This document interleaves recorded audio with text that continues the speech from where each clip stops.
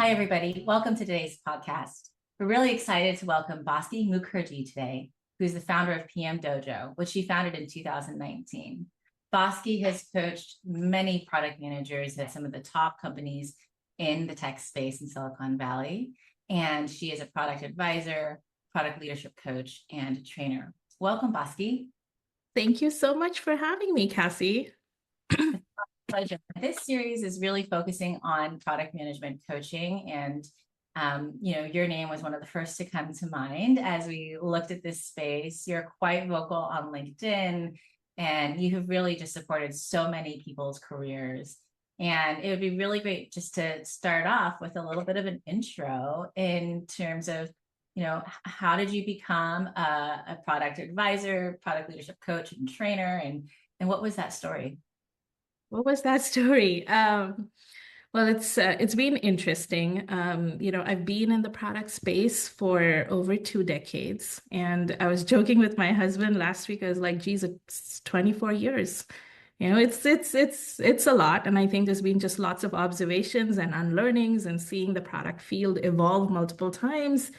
And after I think having worked as an IC and a director of product, a product executive in my last role, I was promoted as the president and the GM of the company to turn around the business. I think 2017, 2018, 2019 was interesting because I started questioning a lot of things that I was seeing around myself.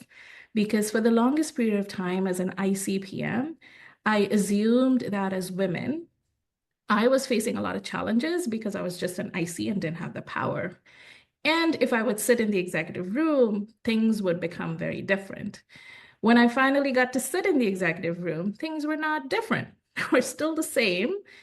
Politically, probably they were much more charged. But even though what I could do in a company sitting in the executive room to be hiring more women, promoting more women, or supporting more women and mothers and new mothers, I really felt like I couldn't make the impact at a global scale, and I wanted to make my impact bigger. And so that was one factor that led me question what I was doing. I was also a new mom by that time, and I was trying to figure out what I could do and how I could imbibe my son to be a world citizen. He's a boy, and I wanted him to understand and be an advocate for women, which seems bizarre because he was just a newborn. But I wanted him to be that world citizen. I think that was very important for me. I think the second thing was more around the frustration um, of how people were learning about product management. And back at the time, I found that the learning about product management fell into a spectrum. So there were some courses which were plug and play. So this is how it works in company X, should work in your company. And I was finding that every time I talked with the PM, every time I've had to deal with a situation, things quite didn't just fit. Because largely it is situational and contextual. And on the other side of the spectrum, a lot of folks were learning about product management in very much a templated, frameworky way. Mhm. And it was not helping, especially for senior PMs and senior leaders, because you have to make those massive leaps and shifts. You're not just working with engineers. You're not just writing user stories. You have to really start commercially thinking, and it's not about just filling in the templates. And I wanted to do something about it. And I was like, there's no way I can, do something because they're already big players here. But I took 3 months to figure that piece out. And I was like, I'm going to just build an MVP and validate everything, right? The usability risk, the feasibility risk, the financial risk. And that's how PM Dojo came into being. Lots of pivots, but I think that kind of got me into leadership coaching and working specifically with women and kind of changing the education industry when it comes to product management. Oh, that's wonderful. Yeah, you said something really interesting there, which was that there are templates and frameworks which they're a tool in your toolkit, but they're not the craftsperson using the tool, right? Like, and this is perhaps a detour, but this morning you had this great post on LinkedIn about AI as a new tool. And there's this discussion around how that's going to affect the industry and just take our jobs. And maybe you can just share a little bit more about that, because I thought it was a really hot take things that we. Yeah, absolutely. Actually, I had published a newsletter a few months ago that I added as a comment as well, and that was about how PMs can use AI day to day. So I think there are two categories, right, when it comes to AI and product management. One is about building AI products. Another one is becoming an AI enabler in your company. And I was specifically, I think, talking about the enablement piece, not so much about building AI products, but I think the way I see it is technology will evolve. It has always evolved. There was mobile, and that was the biggest shift, I think, back in the day, desktop to mobile. And everyone wanted to become a mobile first PM. We were always thinking about mobile first design. Then there was, the microservices switch from monolithic. So there's always these shifts that are going to be happening in our lifetime. AI is right now very real. And I have found talking to a lot of PMs is that we often, and I think that's human tendency, we often get so much engrossed in learning all of the technical stuff surrounding a technology. So in this case, learning everything about LLMs and all of those things that I think we end up losing the perspective of zooming out and kind of seeing what does this technology really mean as a product manager or as a product leader. Even though every company, most of the companies, I think what I'm hearing is we need to build AI capability because so-and-so has it. We need it. Otherwise, we're not going to be functioning. We're not going to remain in the business. But as a product manager, you have to then understand what are some of the use cases from a business standpoint that this technology will enable you to solve a customer problem.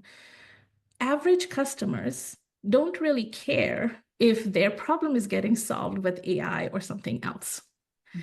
And so I think a lot of the PMs actually get maybe nervous and scared or overwhelmed with learning all of the technical aspects of AI and not kind of zooming out and asking some of those harder questions to figure out where does AI fit in the product? Are there use cases that my customers will care? Or are there things that I can scrappily build to test if AI is even a use case in my company? And I can give a personal example from years ago as well. And then today's post was specifically around how can you use AI, especially for some of the grunt work. I think for so many years as PMs, we've always ranted, complained, whatever word we want to use, but how we don't have focus time. We're spending so much time writing user stories and doing all of those. And today we have the opportunity to be using AI to be helping with some of that grunt work, to do it fast enough so that we can create those spaces to be doing some focus work. So I think that is a really important perspective that I wanted to share today. But all of this can only happen if we learn how to ask better questions, which even before AI was a really important skill set for PMs, right? Because garbage in, garbage out. Like if our questions are very superficial, we're going to get superficial answers. If we are not able to synthesize the actual insights, if you're not able to infer those insights, even when we didn't have AI, then we're going to get superficial insights. And so even with AI, like how do you ask really good questions? How do you think and not just copy what AI has generated? And I think that's where really today's post is. And I think within the context of PM, I think that is really important. I don't believe that AI is going to take all of our jobs away. I still believe wholeheartedly that for as long as companies are going to be in existence, innovation is going to still exist and companies will have to innovate in newer and newer ways. Whether it's going to be called product management or something else, you will need people to fuel that innovation by connecting everything, business, technology, and value to customers and bringing it and commercializing that. And so, you have to have those skills for driving that innovation and driving that impact and bringing value to the market and driving the business forward. And those are the skills that I think are very fundamental to good product management and strong product management. I love that. And so when you think about what you're doing at PM Dojo with both training and product leadership coaching, it feels like what you just said is relevant in both those contexts, but maybe you can help us understand, how do you think about the difference of those? And, if I'm a PM, maybe I'm a manager or a manager of managers, or an IC, right? Like I think about training versus product leadership coaching, especially in that context where we're starting to commoditize, right? The tactical work. And we all need to be creating more headspace for more strategic work. Absolutely. I think maybe I can start by maybe defining the two, at least in my head, how I've seen two styles of coaching. And I'm sure that there are a lot of different variations, but in my headspace, I like to keep things simple. And so there is, I think, one coaching, which is more like career coaching, right? Like I'm in between jobs and I need help with job search, networking. I might need help with interviewing. That's one category of coaching in my head. And you need that from time to time if regular advice and your regular help is not helping you, and you really need to rethink that approach. And then there is the other category of coaching, which is skills-based coaching. And I am focused on the skills-based coaching. And when I say skills, I'm talking about skills in a few different contexts. I think one is the hard skills that are needed for your current role as a PM or as a people leader. But then there are also skills, competencies that are needed for that next level. And oftentimes people get stuck if you're not able to demonstrate those competencies at your current level without necessarily the title, right? And so that is one aspect from the hard skills. There is also another aspect when it comes to skills, which, for lack of better word, I call it meta skills. Those are higher order thinking skills. So these could be critical thinking. These could be, how do I solve and validate like really ambiguous problems? How do I make sense of ambiguity that, the senior leadership might be throwing my way, whether it's AI, whether it's something else. It could be storytelling. It could be getting influence, buy-in, managing up, managing across. So those are those meta skills, right? So those are the harder skills. They're the next level. So you need hard skills as table stake, but then hard skills alone is not going to let you move up. And so I kind of layer it on top of with meta skills. And then on top of meta skills, with skills-based coaching, there's also mindset. This becomes really important because I think as PMs, we all encounter challenges day to day. There might be a stakeholder who's kind of really challenging us in a certain area, and we are just feeling like we've hit a wall and not able to make through that with that progress. Maybe, I've gotten a really hard feedback from my manager, and I am putting all the work, but it just feels like it's not getting through. Maybe my style of working and my manager's style of working is so different. What do I do? Or it could just be that someone said something to you, especially as women. You cannot just systematically change all of the bias around you. I think mindset is really important to reduce the amount of time it takes for you to bounce back up, or to think things in a different perspective, to zoom out and zoom in. So I think all the three are needed, one layer on top of each other, in order to really succeed and thrive in your career as a PM or a product leader. And so I think from a coaching style, I think those are the two buckets that I call it, and I fall into the skills-based coaching. And then I think there is training as well. I train product teams. So I work in a few different ways. I work with individual women PMs, so my focus is all women PMs. I think there are some unique challenges as women PMs we experience, whether it is perception, whether it is confidence, whether it is, working in a largely male-dominated room. How do you communicate with that conviction? How do you show up? How do you deal with when someone's undermining your work? All of those different challenges that are there. So I work primarily one-on-one with women PMs from early career all the way to CPO levels on skills-based coaching to help them move up in their career, build the confidence, and have those necessary skills. I also run a product leadership edge cohort, and that is specifically geared towards early career to mid-career PMs. So I would say until staff PMs that I work with, but in a small, intimate cohort. I think it's really important as women to feel seen and heard and work through those challenges in a really safe environment. So all of my cohorts are really 5 to 10 high ambitious, high performing women PMs, and we work through skills, mindsets, hard skills, meta skills. So that's my coaching side. And then I also work with companies where I partner up with leaders to kind of train their product teams. So maybe you are a team who's stuck in execution because your stakeholders are giving you a list of projects. You're really pumped up, where you want to transform that company. And that's not as simple as just like, okay, we're going to be now coming up with problem statements. That's a cultural shift. And you, of course, have to level up your product team, but you also need to be now working with your business leaders so that they can see the value of that transformation, right? And so I come in and work with them either one-on-one with the leadership team. I work with the product team to help train them and level them up. Or I also partner up with product leaders to train on specific skill sets. So with one company, I help them with storytelling as PMs and what are the different types of stories and how do you build that narrative. With another team, I help them get ready for their onsite, for their annual operating plans. With another one, worked on discovery. So how can you really do rapid prototyping and discovery, and perhaps also use AI to rapidly prototype and validate with users? But I make it very custom. So everything is so custom that you don't have to wait to figure out how it's going to apply in your situation and context. You are ready to go and you're actually learning by doing. So did that answer your question? I know I shared so many different things out there. I love this. I feel like you just have such a broad aperture on all the different ways to uplift product practices. So that's really cool. Thank you for that walkthrough.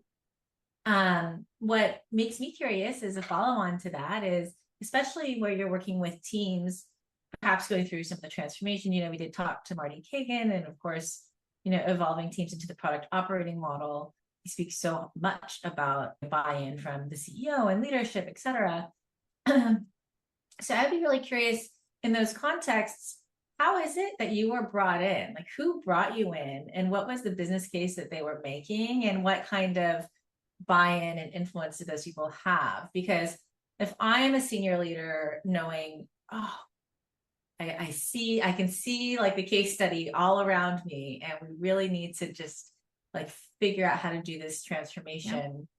I might be curious about how to think about Bosky or somebody, and so maybe just hearing about how some of those stories worked for you. Yeah, absolutely.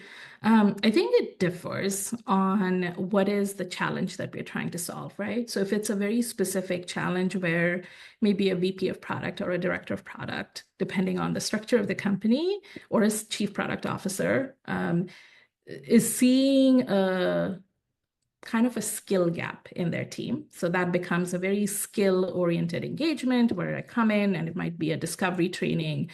And they might have done all kinds of training in the past, but where they're struggling is to make it very applicable, right? Because I think that's where a lot of courses I think people struggle with, because we've done it and there is a high that we get when we are learning something. And then we come back to the reality, the messy reality at work, and we get just bogged down into the day-to-day. And so how do you turn something that you learn into a skill? Right. So I think that becomes a very clean-cut engagement. And so people have heard about me, or people have worked with me and they refer me to someone else. And then, I meet so many product leaders along the way and someone suggests my name. And I go in, have lots of conversations trying to really understand what I'm hearing. Is that really a fact? And kind of helping bridge the gap. And so that might be one engagement. I think some of the more complex engagements have been when we're trying to make that cultural shift from execution into a product model. And so I think a few times it's been very crystal clear that that's what the ask is from a VP of product or a CPO, where they're feeling the pressure, where they know that in order to get to that stage, they need to make that internal shift. But the business side, maybe it's the CEO, maybe it's the founder, maybe it's the sales leader, they don't quite see the need because they're very happy with how things have been running. And so I have never gone in with an agenda of, I need to transform you. Even when I hear that, I think I spend some time trying to figure it out. It's almost like if I were to join as an interim CPO when I have worked, I've done a lot of investigation in my early, like first week, 2 weeks, depending on how complex it is and the size of the company, to really figure out where the problem is. Because I might be hearing that you want to transform, but maybe as a company, you don't need to transform right now. Mhm. Yeah. you know?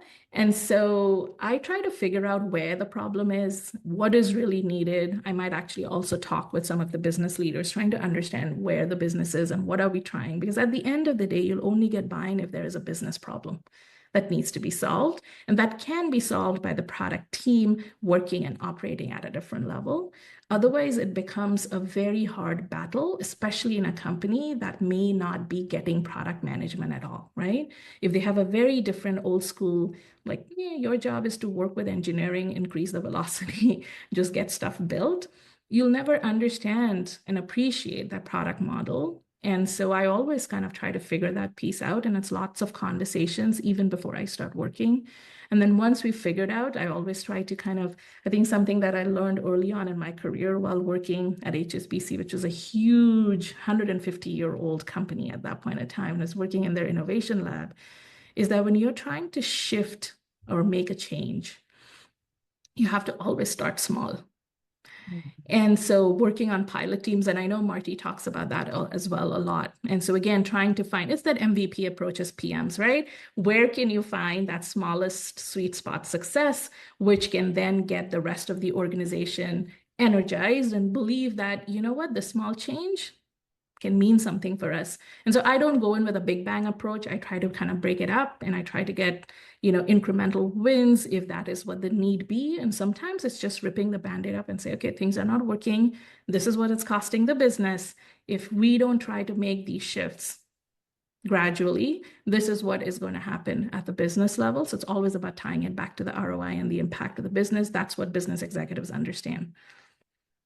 I love this answer because it's so meta. I mean, you're basically product managing the product practice at an organization and trying to figure 100%. what Yes. are what, to use Teresa's language, what are the pain points, needs, desires of this organization for independent of whatever the solution is. And then Absolutely. Yeah, yeah. And I think if I can kind of maybe just summarize three things, I think for anyone who might be kind of thinking about like, hey, what do I do? I think one is, when you are at a director, VP, CPO level, I think one of the biggest shift is to stop thinking from a functional leader and to start thinking as a business executive, right? And when you start kind of thinking through that, you will have to connect the product world into the finance world, right? We call it commercial orientation.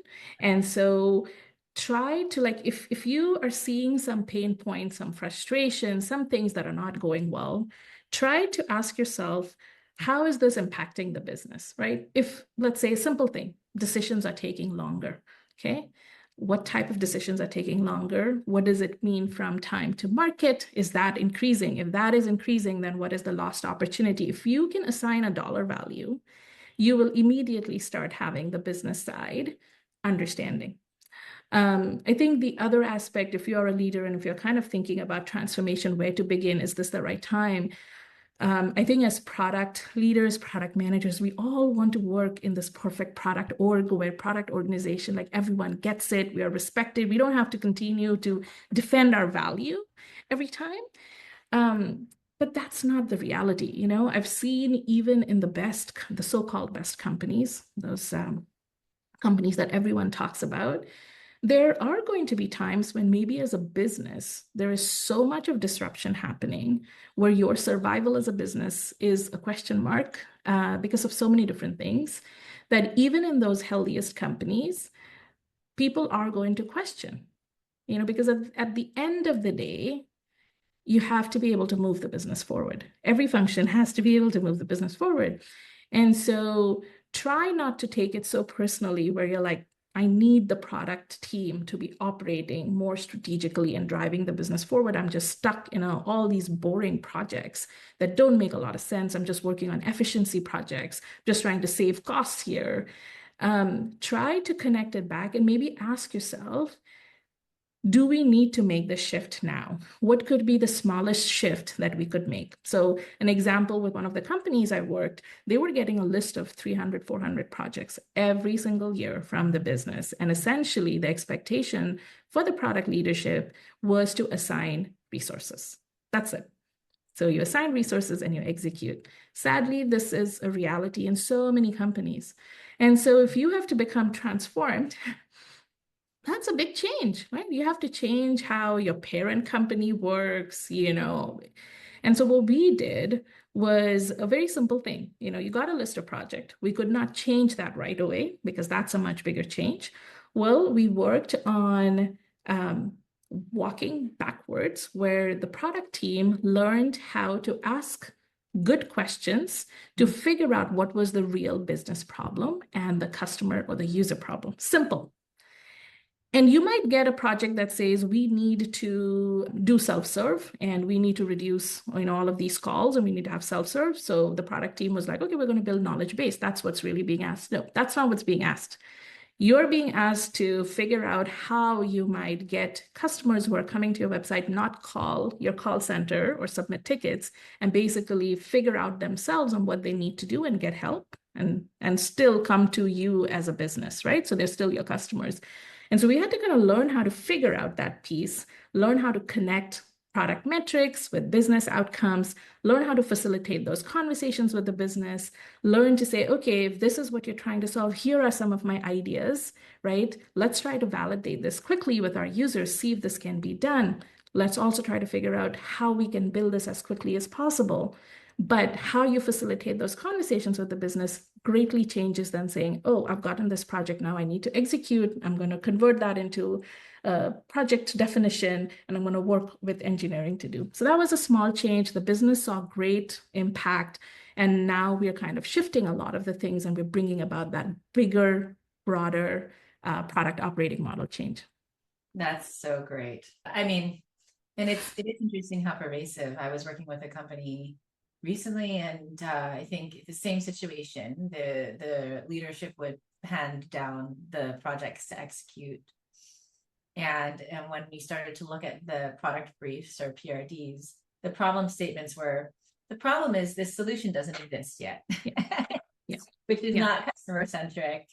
And that means all of the business thinking and all of the motivations behind it have been abstracted up and out to somebody else. 100%, 100%, 100%. Again, you needed then be the anthropologist and go dig in. So I really like that approach. And then you were able to work with that team to then go and do that research and then go back up to the executive team and continue to have like the high, what you called it, more the higher order. Yeah, hard meta and mindset and your skills. You're like, okay, let's practice these meta level skills. Yes, absolutely. So I think we're still underway. I don't think it's going to be a textbook transformation just yet. It is, but they are definitely changing, right? Where it's now a much more of a give and take. And so we're kind of working through that. And it's been it's been one of the most fulfilling, I think, success stories that way. But I think each of these skills, what I've also found that it's hard. None of these skills are easy because it is dependent often on how are you going to make it work with others? You know, my son always talks about this phrase that he's learning in school, and it's called work it out. So, you have a problem with another kid in school. You can come to a parent or a teacher and complain and say, well, this kid is not playing nice and he's pushing me, or he's not, not giving me a chance and all of that. But in their school, they really encourage their kids to figure out, to work it out. And what has been very interesting is that I've found that a lot of these challenges that these kids have, especially in his current school right now, what started off as like, I don't even want to invite this kid in the birthday, or, oh my God, I have to see him right, like in the school, to now where they're best buds and they have ice cream, like they've figured out how to work with each other. And I think as adults, we often struggle with that because we've never learned it that way. And a lot of times, I think as product managers, a lot of these skills are dependent on how you can work it out with others. Right? Right? It reminds me of Brene Brown. She has the word rumble, and I was able to have an opportunity to work with a company, and they were all very familiar with this term. No, it's great. In the meetings, people be like, "Okay, let's have a rumble on that," right? And it just invites conversation from different perspectives. Different perspectives, you know, and not everything you hear, you're going to like it. But I think at that point, it's almost also like, you know, I'm going to hear different things and I have to have a strong conviction, which has to be backed by evidence, but I also need that humility to know that, okay, this point made by so and so, even if I don't like that individual, it's okay. You know, makes a good point and let's figure it out, right? I think to succeed as a product manager, I think, especially I think as women, we confuse confidence and humility. Like it's almost like a either or. I found, I know we are digressing, but you know, to be confident, I think we cannot be timid or humble. But I strongly believe as an introvert that I've had to, I think, learn the skill where I could be confident and strong, but at the same time, not be arrogant or have the masculine energy, if I may just throw that in. And I think the bridge there is curiosity, right? Yes, Because yes. you're curious of whether you're right or wrong, or can look at it through a different angle. And Yeah. I do love that. I actually think, I don't know, maybe there's a company out there, something could find it, but I do think one time I was looking around and there was a company with value, like the value statement, and it was literally confident humility. Like they put Mm, it together and smushed it in as like I love it. values or behaviors that we employ at this company or look for. And so really, I love this. There's a lot of pattern matching happening on this conversation, Bosky. This is wonderful. So you also mentioned then, you know, you're working with these teams and you have like, for example, a team where they were, you know, receiving here is your roadmap, basically, right? And then how did that company bring you on board? And I guess Mm, tell that story because, you know, I want the listeners here to be able to think, should I be hiring a coach? Could I hire a coach? And if I may, real quick, like I can probably, you know, imagine there have been probably positions in my own history as a leader where I would have thought, wait, that bullet's on my job description. Like I'm yes, supposed to be doing yes, that job as a VP of product. So am I going to look bad if I want to bring in yes, else from the yes, outside? And I was just thinking about it now, you know, like I've been at companies where we've hired McKinsey to come in yes, and that COO certainly didn't get like reprimanded for hiring in McKinsey, right? So maybe this is a female pleaser thing. These are a thing, right? I'm supposed to be doing all the things on my job description. So maybe we can just kind of have mm, like, who should hire somebody like you?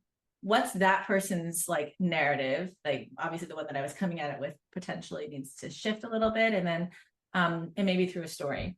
So yes, yes, yes.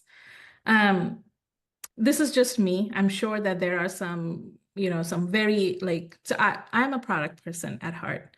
I am not a business development person. So that's a skill I have to learn, I think, as a founder, as a solo founder. So a lot of folks who come to me or think about hiring, a lot of it, fortunately, has come from just word of mouth or people that I've worked with in the past who've kind of, I think, shared my name as just as a casual conversation to have. Just a casual conversation like, hey, you know, you've kind of been there where I was. You've also been like at a GM president of a company level. This is what's going on. Is there something that I'm not seeing? Like, you know, so it usually has started with a very casual conversation. I also had a very unique opportunity to be working with Ravi Mehta when he had his Outpace company as well. And so I think the tech industry and a product industry, I think the community is so small that oftentimes I think for me, it has just worked through some of those. But and sometimes I can tell you a story. So we just moved back to the Bay Area after 9 years last year in January. And I had to like, and we had pandemic before that. So even though a lot of people that I know and I've worked with are largely based out of Silicon Valley, I hadn't met a lot of those people in person for years, right? we would visit here every now and then. Over the last 9 years, it would be short visits. Maybe I would meet with one person. But in order for what I am doing right now, whether it's coaching individual women PMs or whether it's training teams, the target audience is very different. And so what I have done, I'm also a community builder at heart, obviously. I'm part of Women in Product. I've been involved with Women in Product for so many years now. But I think I am a firm believer in creating very intimate spaces for product people where we can know about each other without necessarily our job title. So what I started doing, and this was also a personal challenge for me to just push me out of that introverted shell that I feel very comfortable with, is I would host very intimate dinners. So that was something that I did. Um, you know, let's say, okay, I'm hosting a dinner. We're going to have some of these things. If you're interested, if you're blah, blah, blah, blah, blah, come in, fill in the form and we can see if there is a mutual fit. And so for me, creating that really curated list of people who would come in to have fruitful conversation was really important. So I've done dinners. I've done simple chai parties, chai being coming from an Indian heritage. Chai has always been like a childhood thing where I would see my parents host their friends, and there was always chai. And I think moving in here, I was kind of contemplating a lot of the things that I've been missing, just from my own culture. And I was like, chai is interesting. Like I always remember there was always very rich debates and conversations over chai. What if you have a chai party? So I hosted a few chai parties, and in just those conversations, people kind of shared what they were struggling with, and they saw and heard what I was working with, and someone kind of referred someone. It all started with very casual conversations. But I think to your question, you know, yes, that's a very legitimate fear or concern or feeling that I am supposed to be doing that because that's part of your job, right? I think a lot of leaders are going to feel that. And and I think one of the beauties I think that happens is sometimes you just need that outside perspective, right? To figure out what is happening so that you can get that guidance. And this is why I partner with the product leader, and my job is to make them look good.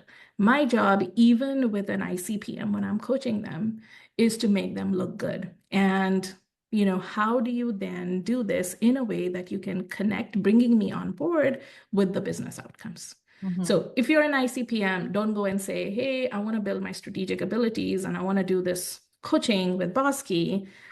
Always connected back to the business outcome or bring back to how it's going to help the team. You can say like, hey, I've observed that some of our strategy or roadmaps are not landing really strongly with our executive leadership team.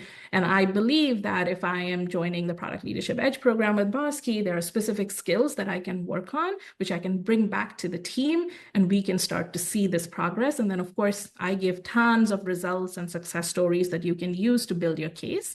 The case is never individual. It always comes back to the business and the team and how you can elevate the team.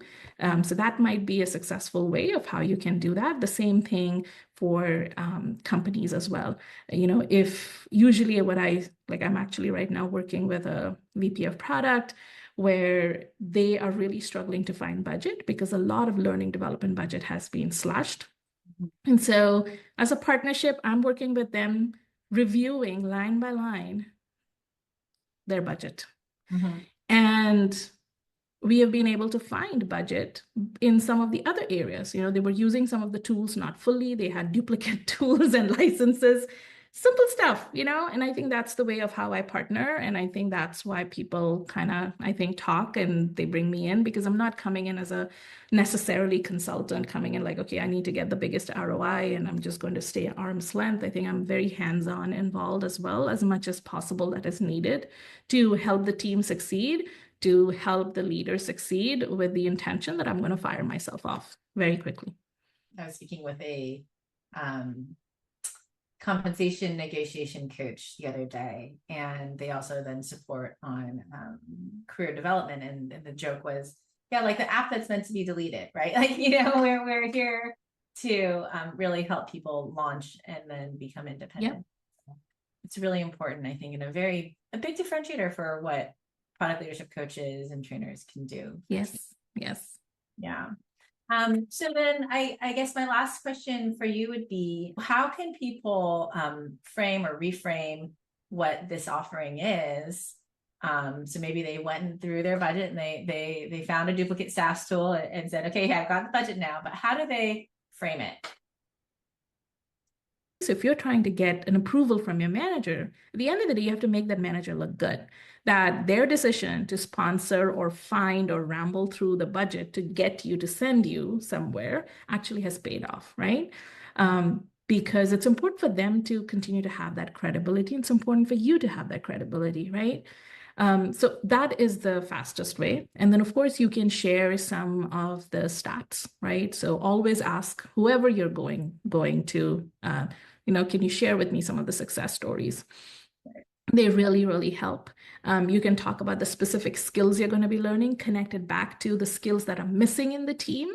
And I think that, again, has been really helpful for individuals and ICs.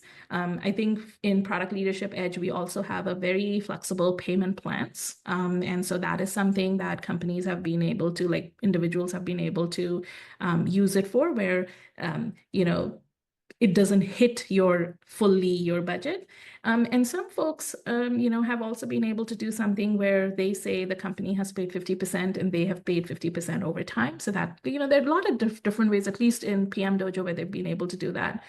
I think as an individual, it becomes really difficult depending on how much power and influence you have in your company to go and tell your manager, like, hey, I know we're using this tool and we're also using this tool, and that's a duplicate use case, and let's cancel the subscription there and use that money to fund my learning and development. I think that becomes a really hard sell. So I would say that this approach really works well, where you're able to connect how your skill building is going to level up your entire team and potentially solve a gap in the team or the company. If you are a product leader and you're trying to kind of figure out, and maybe that budget is really constrained, I think a perfect example is like right now, I'm working to look at the line items and figure that out. And, I think working in a lot of companies that did not have a lot of financial runway or were not like these multi-billion-dollar ARR companies, I think I've really learned a skill of being scrappy, being able to, I think, I think learning how to frame some of those things as a leader when I've had to fight for my team to level up on something. I think it was it was a survival skill as opposed to a nice to have skill, because you couldn't just sit there and say, okay, Coursera courses, right? Like just because we don't have that much budget. I think one thing, I'll give you a real example in my career, what happened. I heard this like, no, we just don't have. I looked through, I canceled a whole bunch of subscriptions. Like I was a product leader at the time. I could do that at my discretion, obviously looking through a whole bunch of things and making sure nothing broke.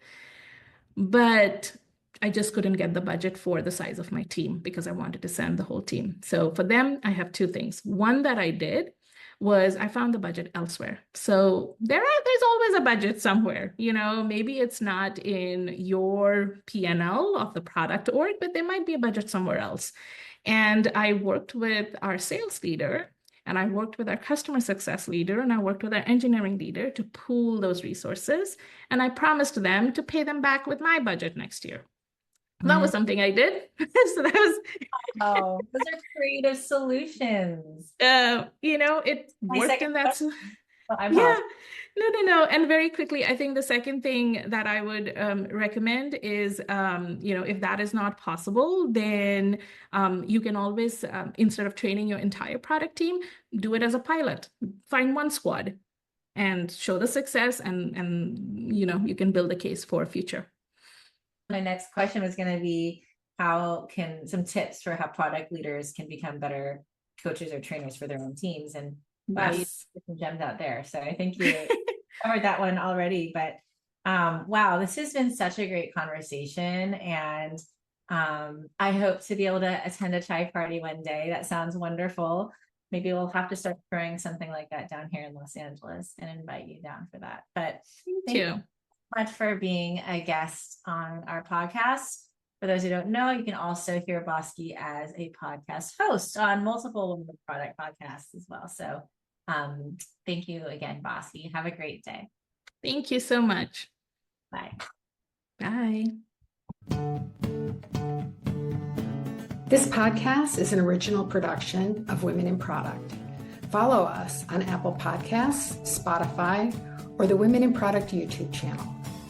Leave us a review so that others can discover us, or share this episode with someone you know. Original music provided by Jimmy Hahn. Thanks for joining us.